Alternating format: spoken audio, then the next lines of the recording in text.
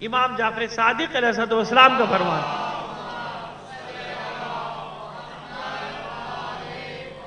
تین قسم کے کتاب الخصال ابواب الثلاثہ اور اس کی حدیث نمبر ہے 142 142.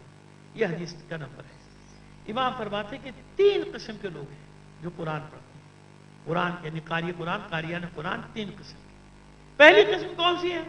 کہ پہلی قسم وہ ہے جو قرآن کو ذریعہ معاش بناتا ہے. قرآن کو، توجہ رکھیے گا، اس میں 2-3 سوالات ہیں جن کے جواب دوں گا. قرآن کو ذریعہ معاش بناتا ہے، بڑے لوگوں سے تعلقات کا ذریعہ بناتا ہے.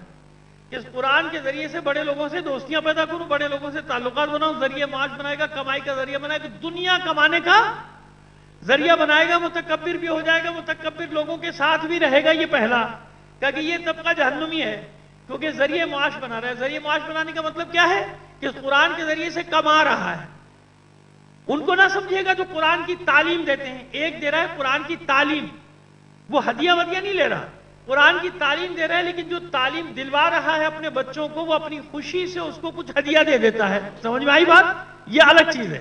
یہ الگ چیز ہے کیونکہ قرآن پڑھا رہا ہے بچوں کو، اور جن کے بچوں کو پڑھا رہا ہے وہ اپنی خوشی سے اس کو قرآن پڑھانے کا کوئی نہ کوئی ہدیہ، حالانکہ انگلش پڑھانے کے پیسے زیادہ دیتے ہیں، ہے نا؟ اس کا ٹیوشن زیادہ ہوگا. اگر اس کو کئی 1000-2000 دینے پڑ گئے تو کہیں گے دیکھیے قرآن پڑھانے کے اتنے پیسے لیتے ہے. ایسی بات. لیکن خیر، تو وہ ان کا ذکر نہیں ہے ان بیچاروں کا کہ جو گھروں میں جا کے لوگوں کے بچوں کو تعلیم دے رہے ہیں، قرآن پڑھنا سکھا رہے ہیں، ان کا ذکر اس میں نہیں ہے. یہ وہ جو قرآن کے ذریعے سے کمائی کا ذریعہ معاش بناتے ہیں. ذریعہ معاش بناتے ہیں، بڑے بڑے لوگوں کو گھیرتے ہیں، بڑی بڑی پارٹیوں کو. حدیث کے الفاظ ہے. دیکھیے میں اس لیے میں نے کہا کہ میں لایا ہوں تاکہ آپ کو لفظ و لفظ حدیث منتقل کر دوں. مفہوم تو میں نے بتا دیا آپ کو، لیکن لفظ و لفظ جو حدیث ہے وہ بھی پیش کر دیتا ہوں. ایک صلوات بھیجیے محمد آل محمد پر. اب دیکھیے وہ پوری حدیث لفظ و لفظ، مطلب میں نے آپ کو سمجھا دیا. قرآن کی تلاوت کرنے والے 3 قسم کے افراد ہوتے ہیں. ایک وہ ہوتا ہے جو اسے ذریعہ معاش بناتا ہے اور اس کے ذریعے بااثر لوگوں کی قربت حاصل کرتا ہے. یعنی اس کے ذریعے سے لوگ سمجھتے ہیں، یہ بڑے بڑے لوگ سمجھتے ہیں بہت بڑا آدمی ہے اور بہت بڑا قرآن کا عالم ہے. آپ نے دیکھا نا، پھر بڑے بڑے محلوں میں جا کے یہ اپنا کام انجام دیتا ہے، ان کا خدمت گزار بن جاتا ہے، ان کے لیے فتوے دیتا ہے، ان کے لیے قرآن پڑھتا ہے، ان کے لیے قرآن کی تشریح کرتا ہے، ان کے لیے قرآن کی آیات کا مطلب بیان کرتا ہے. ان کے مطلب کی جو باتیں وہ سب قرآن سے نکال کے ان کو دیتا جائے گا. بااثر لوگوں کا قرب حاصل کرے گا، لوگوں پر تکبر حاصل کرتا ہے. اس قرآن کے علم کی وجہ سے اپنے آپ کو مغرور بنا دیتا ہے. یعنی لوگوں میں بہت اپنے آپ کو بڑا مشہور کہ میرے پاس اتنا قرآن کا علم، میں اتنا بڑا قرآن کا عالم ہوں. ایسے ہوتے ہیں نا لوگ کہ وہ روب ڈالتے ہیں اسی بات پہ. کہ یہ لوگ کون ہیں؟ کیا یہ جہنمی لوگ ہیں. ان کا ٹھکانہ کہاں ہے؟ کیا ان کا ٹھکانہ جہنم. ایسا شخص جہنم. یہ پہلا طبقہ. دوسرا شخص کون ہے دنیا؟ ایک وہ شخص ہوتا ہے جو اس کی تلاوت کرتا ہے، معنی بھی سمجھتا ہے، حدود بھی جانتا ہے، اور فرض کرنے کے ذریعے معاش بھی نہیں بناتا، فرض کرنے کے امیر لوگوں کا قرب بھی حاصل نہیں کرتا، لیکن اس کے باوجود اس کی عاقبت خراب ہے. کیوں؟ قرآن کی حدود کی پابندی نہیں کرتا. یعنی جو پڑھ رہا ہے اس پہ خود عمل، پڑھ رہا ہے صحیح پڑھ رہا ہے، اور فرض کر لیجئے کہ کما بھی نہیں رہا مثلا اس کے ذریعے سے، فرض کر لیجئے کہ بڑے لوگوں کا قرب بھی حاصل نہیں کر رہا، لیکن جو پڑھ رہا ہے اس کی حدود کی حفاظت، حدود کی حفاظت یعنی احکام قرآن پہ عمل. ایسے ہوتے نا پڑھ رہے ہیں قرآن مگر احکام قرآن پہ عمل نہیں کرتے. کہ یہ وہ لوگ ہیں مگر اس کی حدود کو ضائع کر دیتے ہیں. یعنی سمجھنے کے باوجود عمل نہیں کرتے. جب سمجھنے کے باوجود عمل نہیں کرتے ہیں تو قرآن کہتا ہے أَتَأْمُرُونَ النَّاسَ بِالْبِرِّ وَتَنْسَوْنَ أَنفُسَكُمْ وَأَنْتُمْ تَتْلُونَ الْكِتَابَ أَفَلَا تَعْقِلُونَ. تو یہ تم نے کیا گمان کر لیا؟ أَتَأْمُرُونَ النَّاسَ بِالْبِرِّ، لوگوں کو تو اچھائی کا حکم دیتے ہو. أَتَأْمُرُونَ النَّاسَ بِالْبِرِّ وَتَنْسَوْنَ أَنفُسَكُمْ، اپنے نفسوں کو بھول گئے.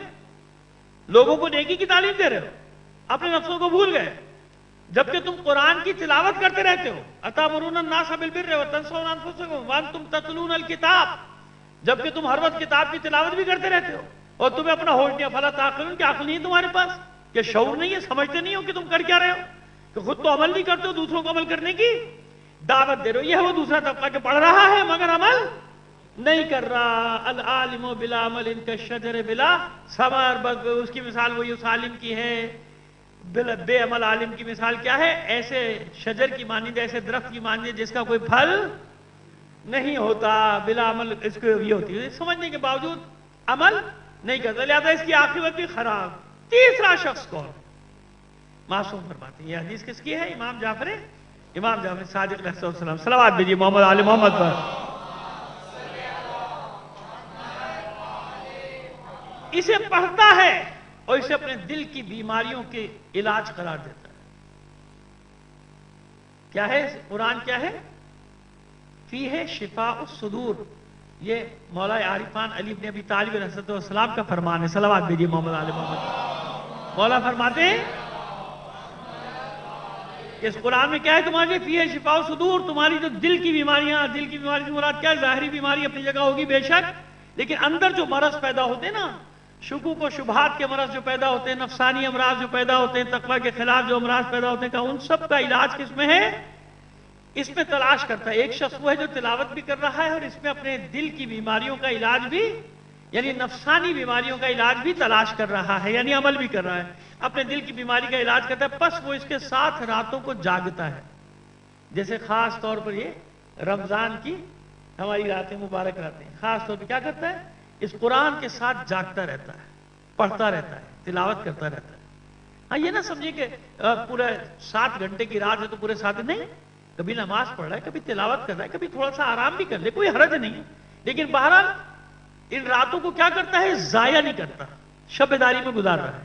بس یہ کیا کرتا ہے؟ راتوں کو اس کے ساتھ راتوں کو جاگ کر گزارتا ہے، دن کو روزے سے ہوتا ہے. اور مساجد میں یہ آخری بات ہے. ایک صلوات بھیج دیجیے محمد آل محمد پر. اب کیا عرض کریں مساجد کا کیا عالم ہے. مساجد میں حالت قیام میں اس کی تلاوت کرتا رہتا ہے. لیکن اب مسئلہ یہ ہے کہ جو مساجد میں حاضری کی حالت ہے وہ تو آپ مجھ سے بہتر جانتے ہیں. لیکن اب دیکھیے اب معصوم نے آخری جملہ کیا ہے وہ اس کی وجہ سے میں نے سب چیزوں کا انتخاب کیا. اس لفظ بلفظ پڑھ رہا ہوں. اور رات کو بستر سے جدا رہتا ہے، یعنی اس قرآن کی تلاوت کے لیے اپنے آپ کو بستر سے یعنی نیند سے اپنے آپ کو دور کر لیتا ہے. ایسے لوگوں کے ذریعے، اب دیکھیے بلا کا زمانہ ہے نا، یہ بلا چل رہی ہے نا، سب کورونا کی بلا چل رہی ہے. معصوم فرماتے ہیں کہ ایسے لوگوں کے ذریعے سے اللہ بلاؤں کو ٹال دیتا ہے. یعنی قاریان قرآن جو ہیں، یہ جو قرآن پڑھنے والے، کون سے پڑھنے والے میں نے بتا دیا کہ پڑھتے بھی ہیں، سمجھتے بھی ہیں، عمل بھی کرتے ہیں اور راتوں کو جاگتے ہیں، حالت قیام میں اس کی تلاوت کرتے ہیں، اس کے سوروں کی تلاوت کرتے ہیں، آیات الہی کی تلاوت کرتے ہیں.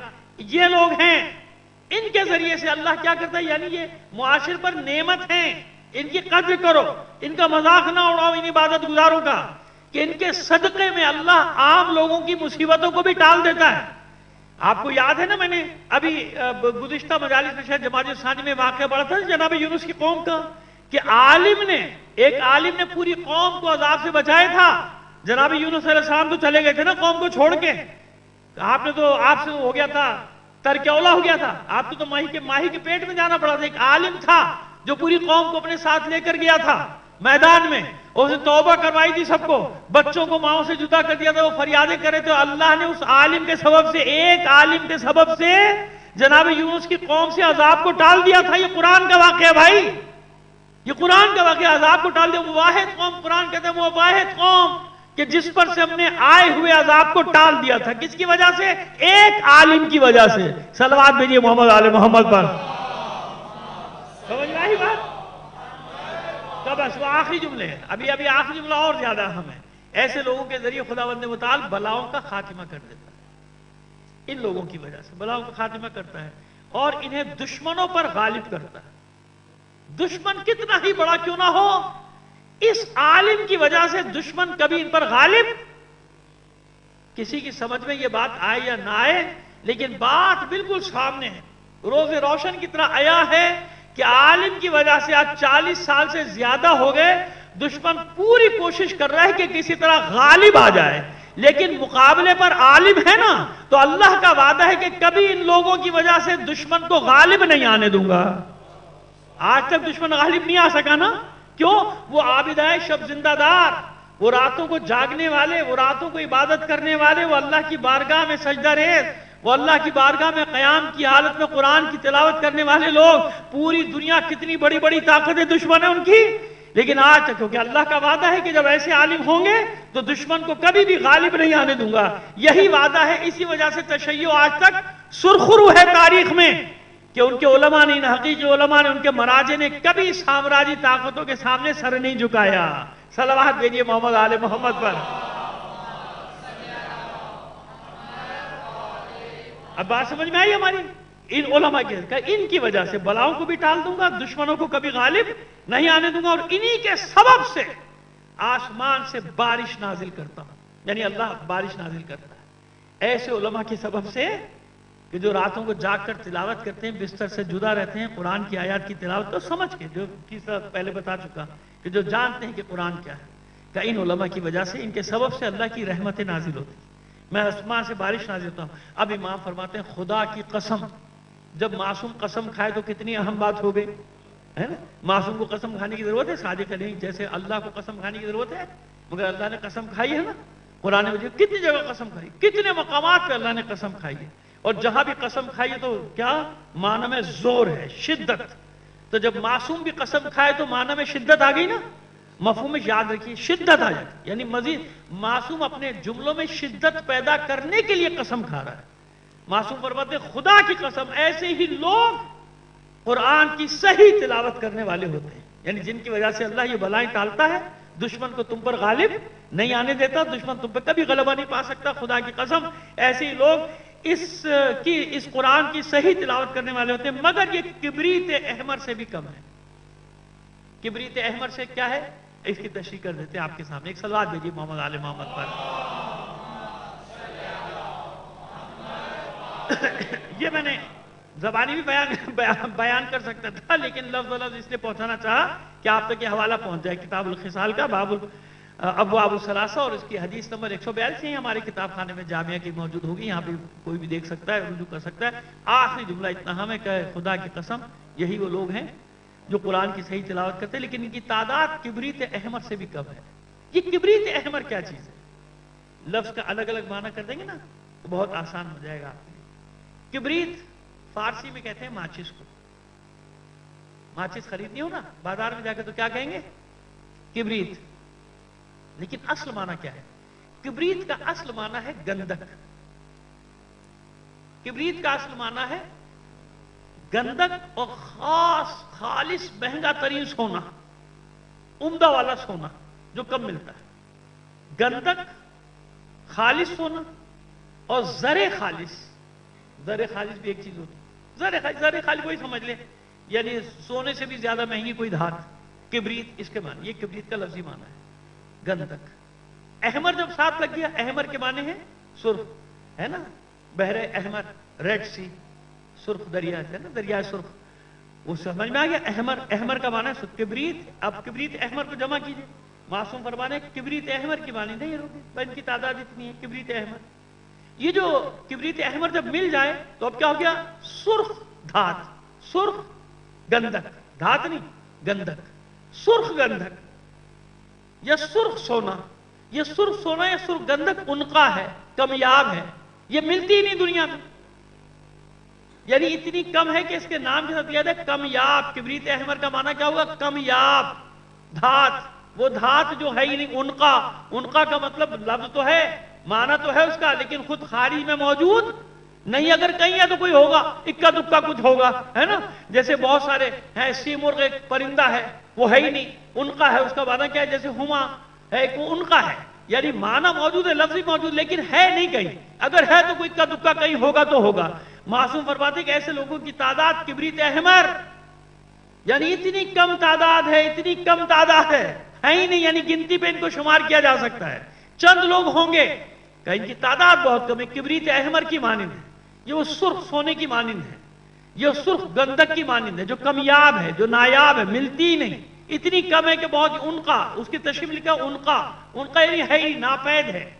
تو اتنے کم لوگ ہوں گے، ہیں مگر اتنے کم. اتنے کم لوگوں کی وجہ سے اللہ نے انسانیت پر رحم کھایا ہوا ہے. رحیم و کریم تو رحمان و رحیم تو ہے ہی وہ. میں تو مجازاً ایک لفظ استعمال کر رہا ہوں، نہیں چھوڑا ہوا. یوں کہیے کہ چھوڑا ہوا ہے، رحم نہیں بلکہ چھوڑا ہوا ہے لوگوں کو. اتنے چند لوگوں کی وجہ سے کہیں نہ کہیں ایسے لوگ ہیں جن کی وجہ سے اللہ نے بچایا ہوا ہے. اور میں دیکھ کر ابھی جب زیارات میں آپ جاتے ہیں، آپ بھی مشاہدہ فرماتے ہوں گے، آپ بھی دیکھتے ہوں گے کہ لاکھوں شہادتوں کے باوجود وہاں ایک سکون ہے، زندگی میں سکون ہے. ہماری طرح اعصابی مریض نہیں ہے. ایک پرسکون ماحول نظر آتا. کیوں پرسکون ماحول نظر آتا ہے کہ جب آپ رات کو 2 بجے بھی نکلیں گے تو آپ کو کچھ لوگ حرم کے اندر یا حرم کے باہر اللہ کی بارگاہ میں قرآن کی تلاوت کرتے ہوئے ضرور نظر آئیں گے, ضرور نظر آئیں گے. آپ خود جا کے دیکھ لیجئے, چاہے کتنی ہی مصیبت کا وقت ہو.